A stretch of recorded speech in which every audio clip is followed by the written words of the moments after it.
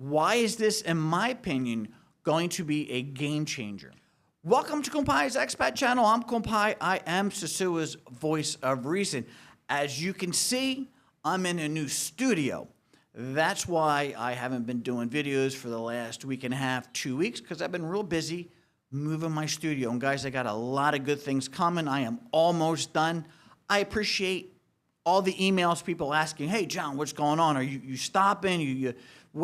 Did you give it up? Nope, guys, I'm just switching gears and making it better. So let's talk news on the North Coast of the Dominican Republic. But before we get into that, let me pay some bills. This is my business, Casa De Compai. There's a lot of places to rent in Sosúa. If you're looking for peaceful, affordable, and tranquil, look at Casa De Compai, Sosúa's hidden gem.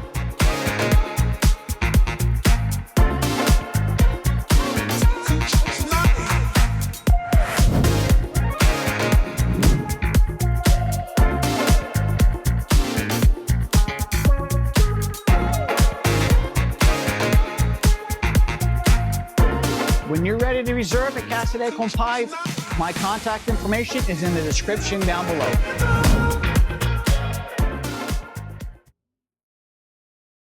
Guys, thanks for watching my advertisement. If you're interested in staying in Casa De Compai, my contact information will be in the description down below.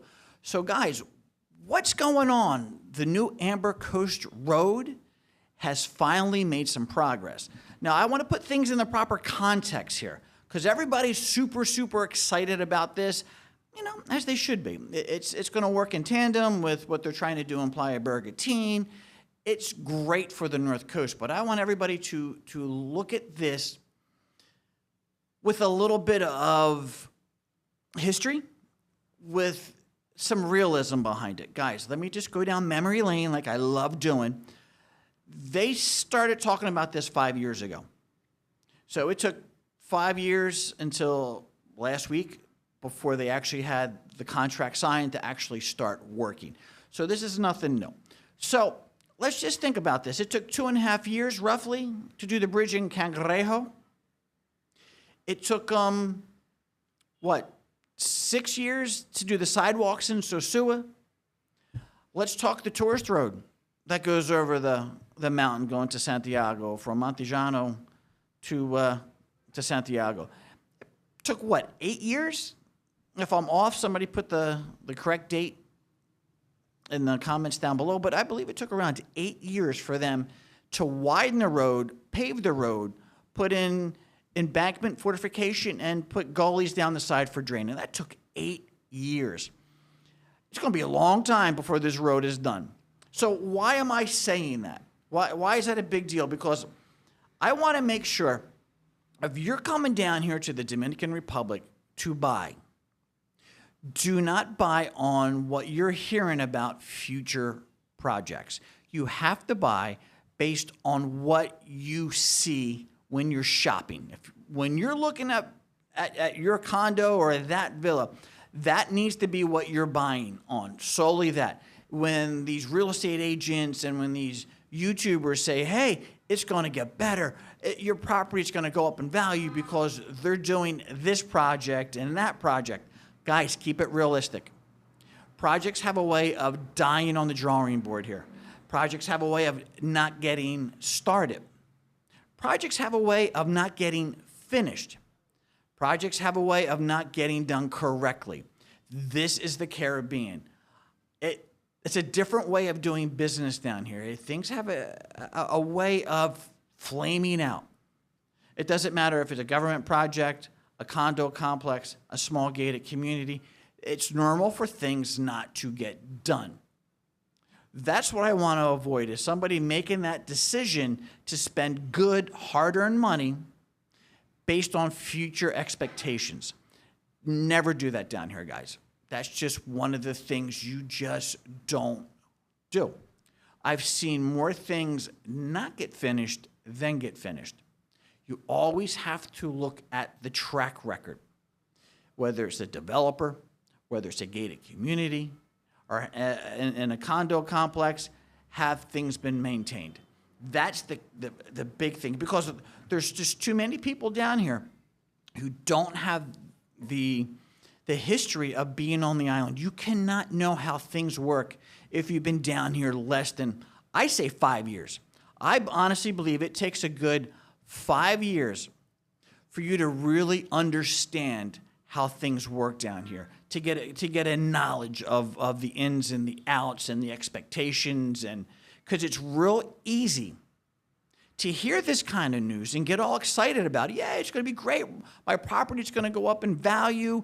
It's going to be great. Things are going to get better. Keep in mind, this is a country that cannot provide electricity 24/7. This is a country that cannot provide water. This country does not have its roadways safe enough and wide enough to handle the amount of traffic that they have now. I'm not trying to be negative. I'm trying to be realistic, guys, because people down here, whether it's content creators wanting you to buy their workshops, consulting fees, real estate agents, they have to peddle positivity or you won't buy. I'm pretty straightforward. Here's my advertisement. You want to rent? My information's down below. Contact me. That's where it stops.